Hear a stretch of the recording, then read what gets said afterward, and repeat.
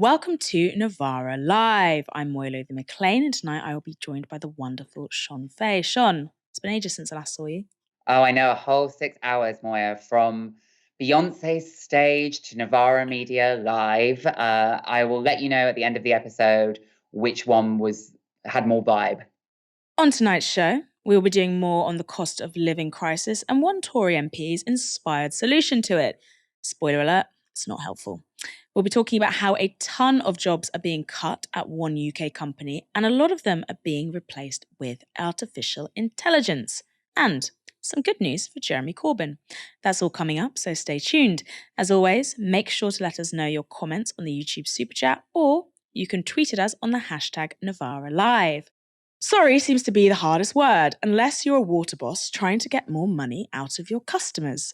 Ruth Kelly is the head of Water UK, the body representing the country's water companies, and writing in the Times, she's finally addressed the issue of sewage being pumped into our rivers, lakes and seas, saying this: "I want to tell everyone today that we've listened and we've heard. On behalf of water and sewage companies in England, I want to say, we are sorry. We get why people are upset, and they are right that we should have given this issue much more attention. Rivers and beaches are often not at the standard the public rightly expect. We are sorry for the part we have played in that. We want to put things right." She also appeared on BBC Breakfast, where she said this: "The water industry, I know how upset and angry people feel. So we are apologising here today. I'm apologising on behalf of the water industry, but it's not just about an apology. This is about real new money being invested to start putting this problem right.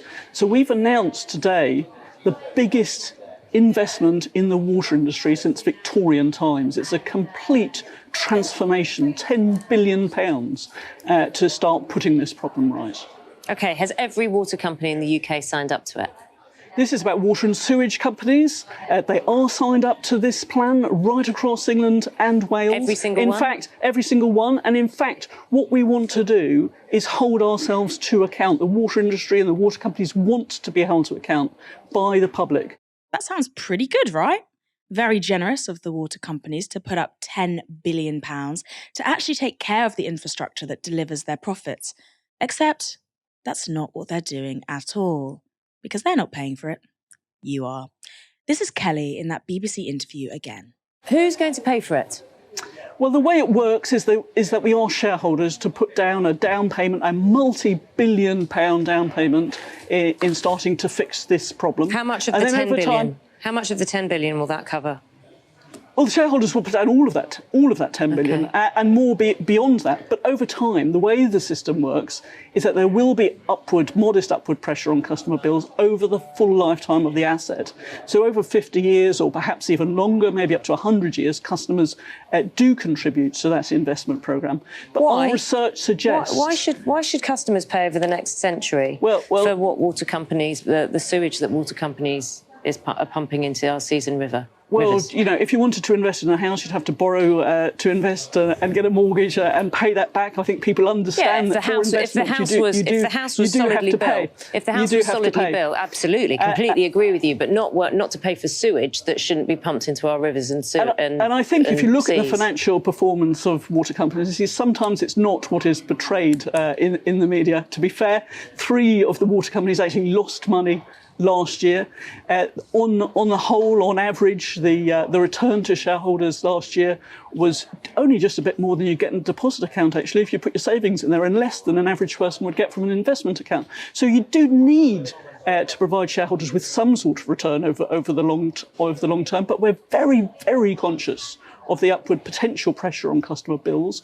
The cost of living pressures are right at the heart of our plan. We understand how important it is to do this efficiently, but also we understand that customers expect that investment to start being made, and we want to be held to account for achieving that transformation. Won't somebody think of the shareholders? After all, they only got paid out £1.4 billion last year. And the water companies just haven't been investing what they should have. This chart from the Times shows the gap between what the companies are allowed to invest and what they actually have invested between 2020 and 2022. Ofwat, the water regulator, sets a budget in order to control water prices. The blue dot shows what companies actually invested. The green dot represents what Ofwat allows them to invest. As you can see, all but 2 companies have spent significantly less than their budget. Yorkshire Water, one of the largest water companies in England, invested only 100 million in infrastructure when it could have put in nearly 500 million. Compare that to Scottish Water, the government-owned corporation that runs Scotland's water supplies. They're spending £1 billion per year on infrastructure. That's a fraction of the size of England's. To be fair, it's not Ruth Kelly's first time fleecing the public to pay for private water repairs. Before she became Britain's top water boss, she was Secretary of State for Education and Skills under Tony Blair, and she also got caught up in the expenses scandal of 2009. The Telegraph back then reported this. Miss Kelly used her taxpayer-funded second home allowances to pay for £31,000 of rebuilding, refurbishment and appliances at the house in her Bolton West constituency.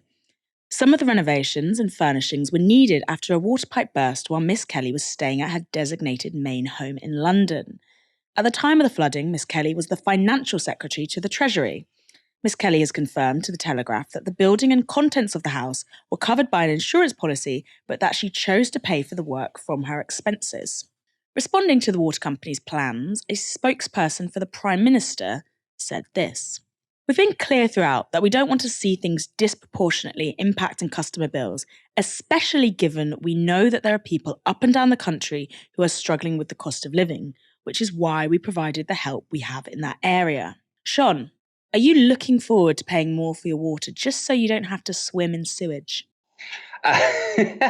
No, I'm not. But I think this goes to the heart of what I would say to friends, family members who question my anti-capitalist, socialist politics is often there is a misunderstanding there when people are sort of somewhat bemused by my politics. And my critiques of capitalism is like, well, isn't it really about, getting ahead, people who work hard, that they would have to subsidize people who don't work as hard. And the reality is that what I would say to them is like, that's capitalism. And here we see that perfectly. We see it with water, like a basic, and our sewer systems are like a basic part of our infrastructure for us all to live. And yet they're the source of huge profits for a very small number of people, to the point that when they sort of have a dereliction of their own duty, we end up having to pay for it. It is frankly also the same thing with the energy companies, that the customer has to foot the bill. We already pay in bills. They get huge amounts of government relief, and they obviously have the ears of government, the execs at the top of these companies, or indeed, in the case of Water UK, like a body like that, they come from previous governments. So there's like a huge enmeshing of political elites and the elites and executives and directors on boards of various large companies, including the ones that provide the services that we all need to live. And so for me, it's just a sign exactly. This is what capitalism is, just a bit of a con. We're all getting mugged off. The revolving door between the government and major corporations, the media, etc. Every elite profession or business in Britain seems to be linked to the politicians, who therefore make the policy that govern this country. One would think perhaps that's too close for comfort. Almost everyone in Britain is feeling the pinch of the cost of living crisis. That's according to new research from the Office for National Statistics, but I could have told them that myself. According to their latest social trends survey, 93% of Britons reported feeling a hit from the cost of living crisis last month. The ONS also reports that half of all adults are worried about the rising cost of food. No surprise there, because the price of some items, including meat, dairy and vegetables, has doubled since this time last year. Consumer watchdog Which have been tracking food inflation across a range of supermarkets. And as you can see from this table, food prices in Lidl, Aldi, Morrison's and Asda have risen the fastest. In fact, they've outpaced the rate of food inflation, which stood at 17.1% in April. Prices are going up at Sainsbury's, Tesco, Waitrose and Ocado too, though at a slower pace. Of course, it's not just food that's become more expensive. Mortgage payments are rising because of interest rate rises, leading to higher rents as well. And energy costs a fortune too. Meanwhile, wages are stagnating. And according to the Resolution Foundation, the average worker is £11,000 per year worse off than they were 15 years ago. This graphic from The Guardian is based on Resolution Foundation figures, and it's a stark illustration of how bad things have got. As you can see, from the late 50s onwards, real wages steadily climbed. They took a dive in the 90s, but rose again in the new Labour years. But since the 2008 financial crisis, they've plummeted, making only a slight recovery in the last 2 years. We're poorer than ever, and everything's getting more expensive. But it's all fine, because Tory MP Brendan Clarke-Smith has an idea. Heinz baked beans, say the price has shot up at that and people say, oh, this tin has gone up by 50% or whatever. Buy the Tesco value one. No, but they don't taste the same. But if they don't have baked beans that aren't hard. Eating out of season as well, Ian. You know, people wanting things all the way through the year. Yeah. And you look at the environmental impact of that as well and talking about growing more things in your community and so on. So there is a real genuine argument there about your local communities and your local environment as well. Thanks for that, Brendan, a known climate warrior. If you're struggling to do your weekly shop, don't blame the economy. Take a long, hard look at yourself and the lavish, luxury baked beans in your basket instead. After getting a bit of deserved backlash, Clarke-Smith followed up that appearance with this tweet. So we have Heinz baked beans at £1.40, Tesco's own brand at 50p, and Stockwell & Co at 28p. Very informative stuff. The issue isn't that we don't know that value brands are cheaper, it's that the only thing the Tories seem capable of is telling you to lower your expectations to match the complete mess they've made of our economy. And of course, people are lowering their expectations, paring back on the essentials, like broadband. According to the charity Citizens Advice, up to 1 million people cancelled their broadband in the last year as a way of helping with the cost of living crisis. The BBC reports this. Citizens Advice said its survey of 6,000 people suggested those receiving universal credit were 6 times more likely to stop spending on broadband in the last 12 months than non-claimants. The charity is concerned the problem could get worse, with people claiming the benefit 4 times more likely to be behind on broadband bills. Remember when free broadband was offered across the country and we said, no, that's very communist. People are also getting into more debt and struggling to keep up with their payments. The Financial Conduct Authority has reported that at the start of this year, nearly 11 million people were struggling to keep up with bills and credit payments. That's up from 7.8 million in May last year, a 41% increase in just 7 months.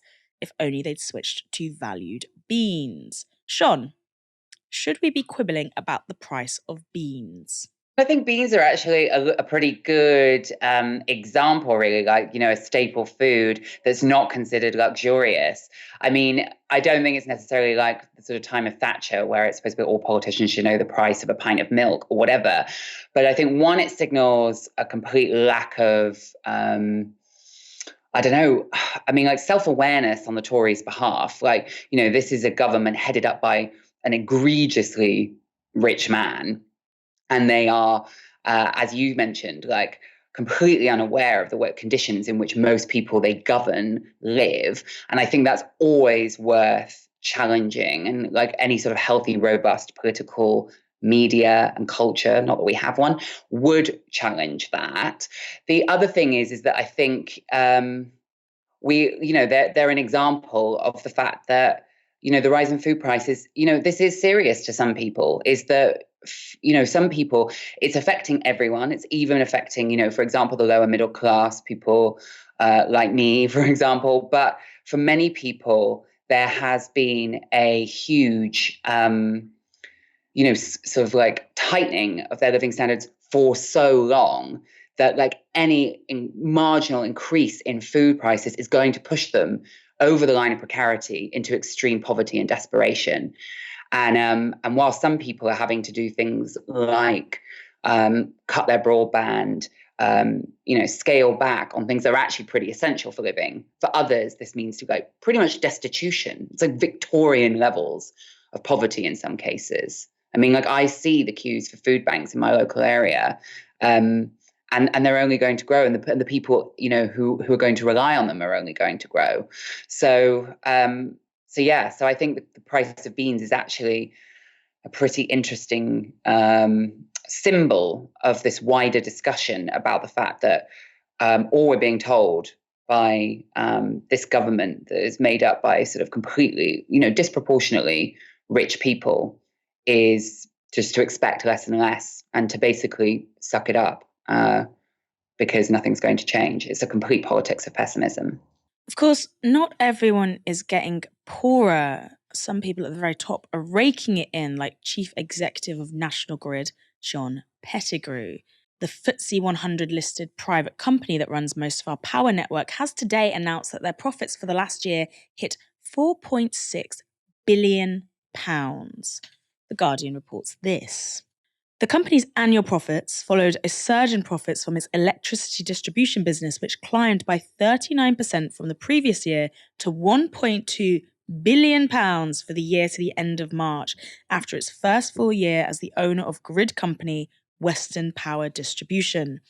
The profits increase follows an 11% rise in operating profits to nearly £4.4 billion the year before, helped in part by a leap in electricity market prices that increased revenues from subsea cables connecting with Europe. Pettigrew oversaw these leaps in profit, and he took home £6.5 million last year. That was $1 million more than the year before, and yeah, that's right. While the rest of us were getting poorer amid mounting energy costs, Pettigrew took £1 million raise on the back of our spiralling bills. Shon, I want to come back to something that you said earlier about our politicians. Why are they disproportionately richer than the rest of us? When did that happen? It's been a slow burn pretty much since the Thatcher period. I mean, there've always been privileged politicians, but I think the reason that it's the case now, is, well, I mean, there's wider issues of social mobility and access to politics. The fact that, to be even in a position to be a lawmaker, but also it's about the way that parties select candidates, place candidates. Often the people who are selected have themselves, vested interests. They might not have personal vested interests, but if you look, at their family members, their close friends, often these are people that, you could argue are sort of parachuted in to protect the prospects and the prosperity of executives, directors of previously privatized national public services, what should be public services, like electricity, like water. And I think it is worth saying, referring back to what I said earlier about this with regards to privatization. Here we are seeing the end results of privatization, which is you take something that's like a resource, a national resource that we all need, the economy needs to function, we all need to live, and you put it into the hands of private shareholders. And it is in those people's interests that the executives will always act. They're not interested in us. We're just the consumer of the product. But of course, this isn't any old product. When it's electricity, when it's water, when it's gas, we actually need this to live. So it isn't just a matter of it's not equivalent to owning a shop. And treating it like it is has been a corrosive element in our political life, well, since the 80s. Something I think about quite a lot is that MPs didn't receive a salary until, I think it was 1911, because they were assumed to be people who already had means. So, the wealthy elites were the only people who were meant to be in Parliament. And then the Labour Party really pushed for MPs to get a salary to ensure that working class people would be able to become politicians. And now you look at what salaries for members of Parliament have ballooned to, and you look at the demographics once again in there, and it's like the rich. They always manage to do it. Artificial intelligence was supposed to make our lives easier. Instead, it's making workers redundant on a mass scale. This week, BT has announced it will cut a massive 55,000 jobs over the next 7 years. And most of these jobs will be cut here in the UK, where the company employs 80,000 people. Around 25,000 engineers will be axed after the full fibre rollout comes to an end and old copper networks are shut down. But crucially, BT have said that 10,000 of those axed jobs will be replaced by AI. The news was broken by Chief Executive Philip Jansen as he was outlining a 12% drop in annual profits. Not to worry though, BT still made £20.7 billion last year. Now this is what Jansen had to say about planned cuts. For a company like BT, there is a huge opportunity to use AI to be more efficient, he said. There is a sort of 10,000 reduction from that sort of automated digitization. We will be a huge beneficiary of AI. I believe generative AI is a huge leap forward. Yes, we have to be careful, but it is a massive change. Apparently, this isn't a surprise to the unions. Here's how a CWU spokesperson responded to the announcement.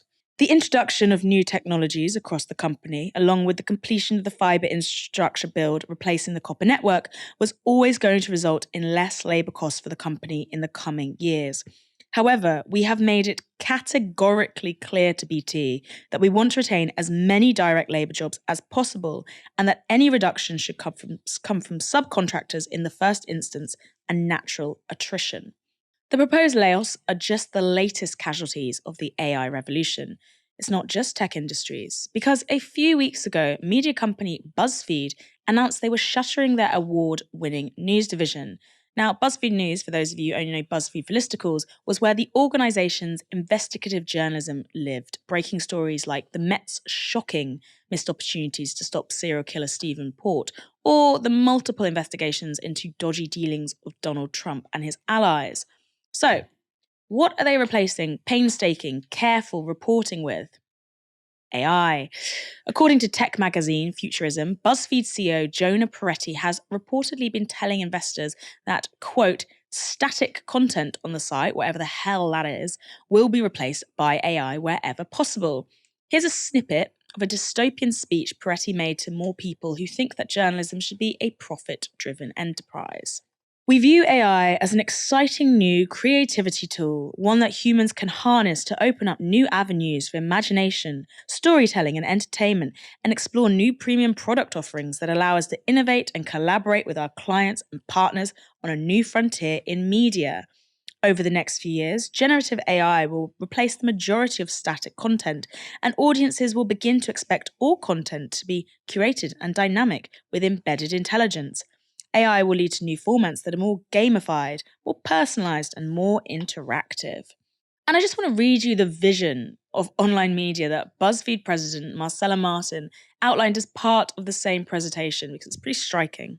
Operationally, from an efficiency perspective, AI enables rapid prototyping of new content formats without the need to add fixed costs. Instead of generating 10 ideas in a minute, AI can generate hundreds of ideas in a second. For example, our team members can talk directly to an AI chatbot to progress their creative ideas. And earlier this year, our product team rolled out an exciting new feature that leverages AI to automatically suggest SEO headlines for our article based on other headlines. And we have several more developments being built into our CMS to make content creation significantly easier. This is very funny because Google, kings of SEO, are actually changing what SEO even means because of AI. So SEO-driven headlines will not even be useful anymore. And all of this makes an absolutely fascinating contrast to what Jonah Peretti said in January 2023. Talking to CNN for their Reliable Sources newsletter, Peretti spoke about AI and journalism, and this is what he said. I think that there are two paths for AI in digital media. One path is the obvious path that a lot of people will do, but it's a depressing path, using the technology for cost savings and spamming out a bunch of SEO articles that are lower quality than what a journalist could do, but a tenth of the cost. That's one vision, but to me, that's a depressing vision and a short-sighted vision because in the long run, it's not going to work. And for those of you in the audience who don't know what SEO is, it's a search engine term basically that means your content, your pieces, your reporting gets picked up by search engines like Google, and it's why all the headlines you see are really, really dumbed down. Perhaps Jonah Peretti does not see a difference between his words then and his actions now, but we really do. Shon, what do you make of this AI revolution? Are these layoffs the obvious consequence of AI use under capitalism? Would this be different if we lived under a different social order?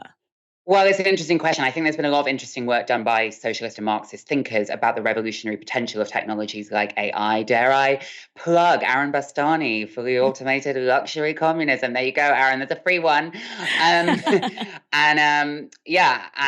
of course, what I think many people would agree is that something like a powerful technology like AI does have the potential to enhance the creative powers of humanity. It can do things potentially, in the right hands that we cannot, faster, quicker, better, more expansively.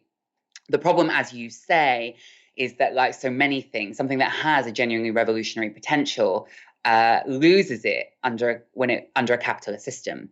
Something like I was thinking about the whole thing about AI, and I'm a writer. I feel quite threatened by the idea of artificial intelligence being able to do something I can do. But the reason being, if you think about it, under socialism, perhaps my writing, any art, journalism, whatever, would genuinely be an expression of my creative soul, and it wouldn't be a means by which I had to live because I would have everything I needed to live, and it wouldn't also be for profit of the publishers, the publications that might commission me. Unfortunately, I don't live in that reality. So what is happening, I think, with AI, there is a real risk that what it's actually going to be used to do is it's in the hands of a very small number of companies, isn't it? It's your Amazons, it's your Microsofts, it's your Googles, and they are just going to use it to kind of strengthen their kind of vice-like grip, like a monopoly. Capitalism, on steroids, is that they're just going to use it to strengthen their grip hold over us, frankly, as a species, because they will be able to develop AI technologies faster and better than anyone else.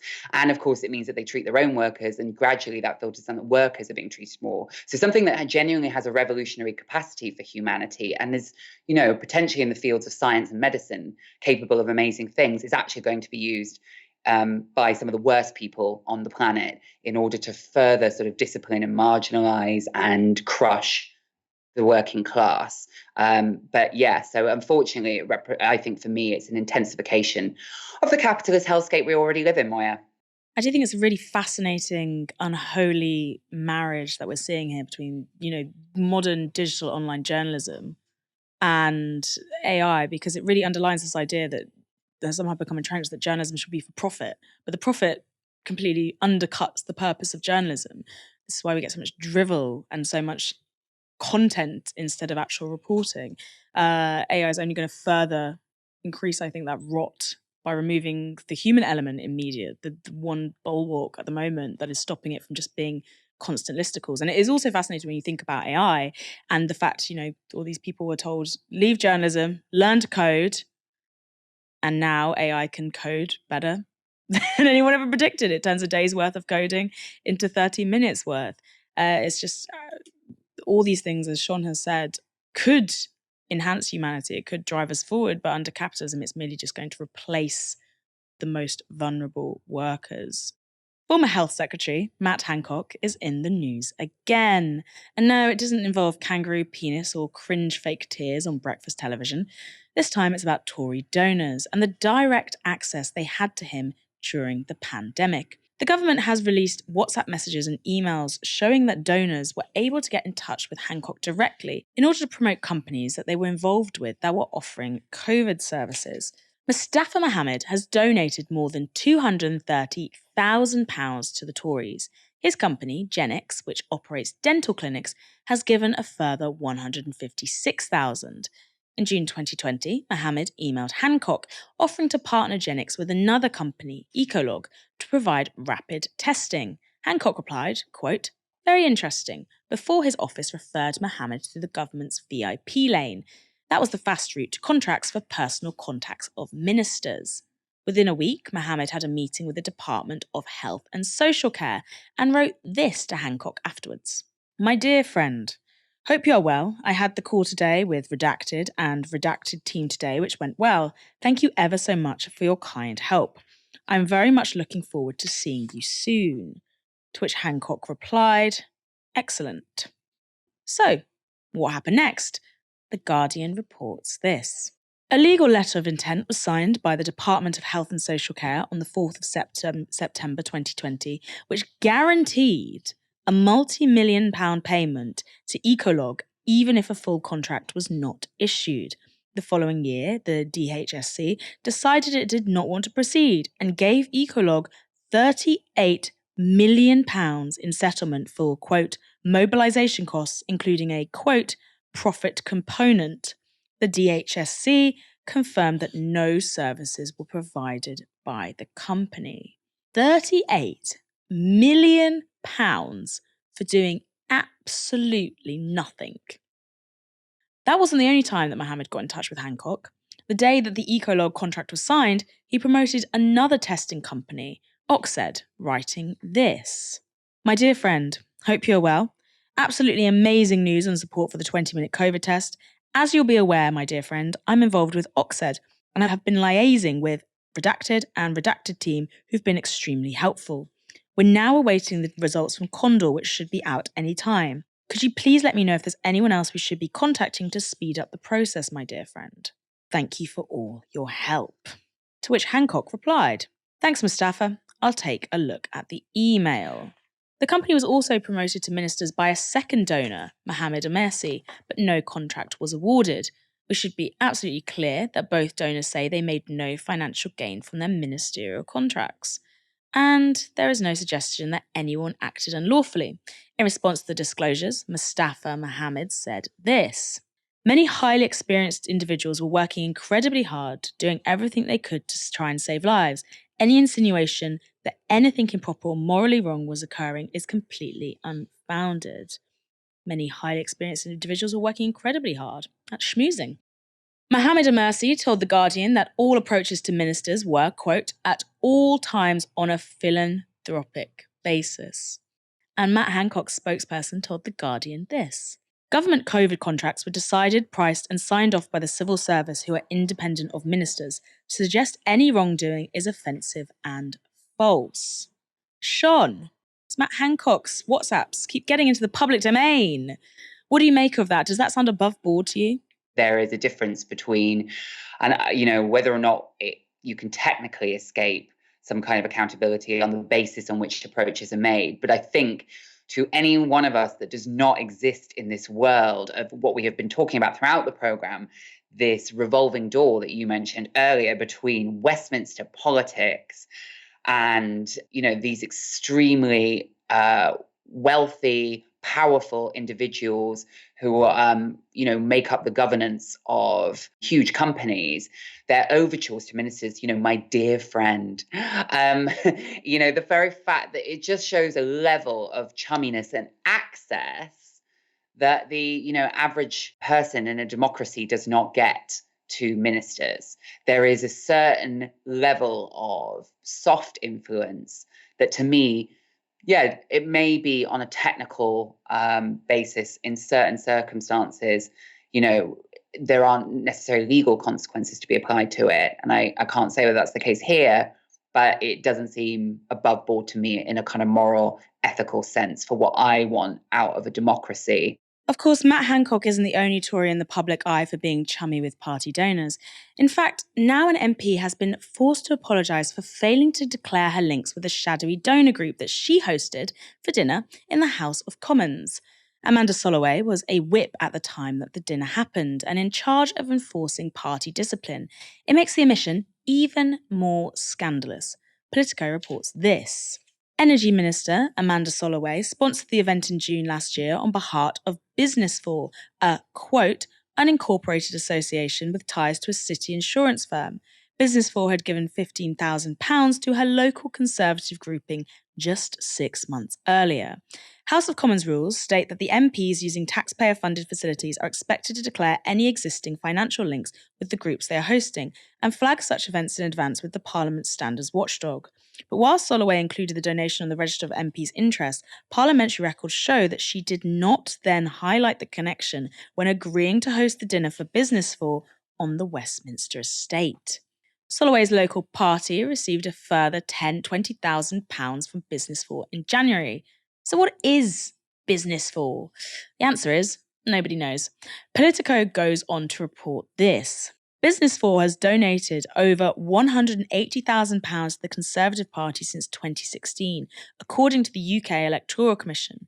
But its status as an unincorporated association means it is not required to detail the source of its funds or publish its accounts. Data from the Electoral Commission, which lists basic information about unincorporated associations which have given more than £25,000 in a single year, shows insurance firm Kerry London Limited serves as the registered address for Business for. Kerry London has previously donated to the Conservatives and is also listed in the House of Commons records as a sponsor of the Business for dinner. Kerry London did not respond to questions about its relationship with Business for by the time of publication. Let's move from declarations, or the lack of them, to delusions. Jeremy Hunt gave a speech to Tory donors last night. I wonder if Business for was among them. It all took place in the Swiss Dorchester Hotel in central London, where Hunt tried to keep his party's supporters upbeat. The Mirror reports this. Jeremy Hunt yesterday insisted, "Everything is going well," in a speech to Tory members and donors. Mr. Hunt told the audience that Britain is in a, quote, incredibly powerful position at the moment. He told them to block out all the, quote, negativity. Jeremy Hunt is making like a TikTok shaman. Yes, everything is going so well. Like the cost of living crisis, soaring inflation, rising interest rates, almost zero growth. I could go on. Meanwhile, an attendee said this. Jeremy Hunt said the polls are swinging in the Tories' direction. He counterpointed the negativity. It is worth challenging the negativity. It's worth people looking deeper and realising not everything is quite what it seems. Those toxic polls. You've got to get rid of those toxic polls in your life. Everything is not quite what it seems. Actually, I could give you 1,006 things that are exactly as they seem. Each of those seats the Tories lost in the local elections. Let's hope Jeremy Hunt can block out that negativity. Since Keir Starmer took over the Labour Party, he and his allies have tried their very best to scrub all memories of the previous leader from public record. 3 years ago, Starmer removed the Labour whip from Jeremy Corbyn after a statement Corbyn made responding to the EHRC's report into anti-Semitism in Labour. Starmer then doubled down on his reasons for refusing to restore the whip to the Islington North MP, saying that his support of the Stop the War coalition in the wake of the war in Ukraine was going against Labour's support of NATO. And earlier this year, Starmer unequivocally said that Corbyn would not be allowed back into the Labour fold. Let me be very clear about that. Jeremy Corbyn will not stand for Labour at the next general election as a Labour Party candidate. What I said about the party changing, I meant, and we are not going back. And that is why Jeremy Corbyn will not stand as a Labour candidate at the next general election. In March 2023, this stance became formal Labour policy. Labour's ruling body, the NEC, passed a motion proposed by Starmer that would ban it from selecting Corbyn as a candidate at the next general election. But the NEC is made up of party bigwigs and often disproportionately represents whatever faction is at the top of the Labour Party. In contrast, constituency Labour parties represent members on the ground, aka the grassroots. And members of Jeremy Corbyn's CLP have just backed him almost unanimously to stay on as their MP. In a motion passed last night by 98% of attendees, Corbyn's local party said it should be their, quote, democratic right to choose their own MP. Here's what that motion said. This CLP would like to thank our sitting MP, Jay Corbyn, for his commitment and service to the people and want to express that it should be our democratic right to select our MP. 60 delegates representing CLP members were in attendance at the meeting. No one spoke against the motion, and there was one abstention on the vote. In response, the former Labour leader signalled he was likely to run as an independent against the party he has served for 40 years, saying, quote, I love my job and I want to carry on doing it. He added this. 4 million children are living in poverty. 250,000 are homeless. Thousands are struggling with stress and anxiety. As the government creates record levels of inequality and hardship, we desperately need a political strategy that inspires people to believe in a fairer, kinder and greener world. I am proud to represent Islington North in Parliament. I spent the last 40 years campaigning alongside my community for a redistribution of wealth, ownership and power. That's what I will continue to do. To speculate, this is the exact headache that Keir Starmer was hoping to avoid. He was banking on Jeremy Corbyn not being willing to run as an independent, knowing that it would likely get him expelled from his beloved Labour Party. But by making it clear that Corbyn couldn't stand as a Labour MP, full stop, ever again, Starmer forced a decision. Poor politicking once again from Mr. Forensic. Does this show a gap, Shon, between Labour Party management and the interests of grassroots members? The CLP here in question was Islington North, which is, Jeremy Corbyn's constituency, in which he has always been hugely popular. And of course, they are going to be somewhat aggrieved that they are being told by Labour Party management that they cannot have their sort of sitting MP as the Labour candidate. I would say that I certainly think what it is indicative of is this sort of baffling OTT strategy. Even if you enter into the logic of Keir Starmer and, the Labour right, I think it's quite baffling that the sort of huge amount of energy expended and time expended on burying Jeremy Corbyn and the memory of Jeremy Corbyn, to me, seems hugely out of touch. And as you say, poor politicking, because whether they like it or not, Jeremy Corbyn represented, was an emanation of a huge movement among particularly young and grassroots members of the Labour Party who wanted some kind of change. That project didn't work.